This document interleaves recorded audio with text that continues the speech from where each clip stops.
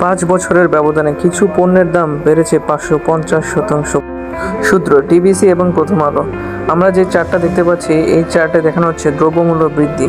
TV এবং প্রথম আলো থেকে দ্রব্যমূল্য বৃদ্ধি যেই হ্রাস বা দ্রব্যমূল্য বৃদ্ধির যেই পর্যায়ক্রমটা, সেটা আমরা দেখতে পাচ্ছি এই চার্টের মাধ্যমে। যেরকম দেখানো যাচ্ছে যে 2019 সাল থেকে 2024 সাল পর্যন্ত যে দ্রব্যমূল্যের ঊর্ধ্বগতি, সেটা এখানে চার্টের মাধ্যমে দেখানো হয়েছে। এখানে দেখা যাচ্ছে যে রসুনের ক্ষেত্রে আমরা দেখতে পাচ্ছি 2019-এ যেটা ছিল 40 টাকা পার কেজিতে, সেখানে আমরা 2024-এ এসে 260 টাকাতে ক্রয় করতে হচ্ছে।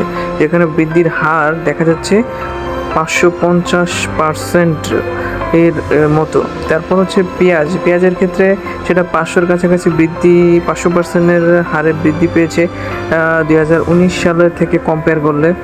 চালের ক্ষেত্রে সেটা 46% এবং আলুর ক্ষেত্রে সেটা 200%-এর কাছাকাছি।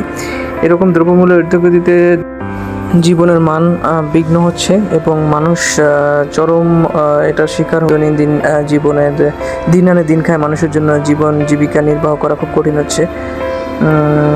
সেক্ষেত্রে আমাদের সরকারের এই বিষয়ে দৃষ্টি আকর্ষণ করতে হবে।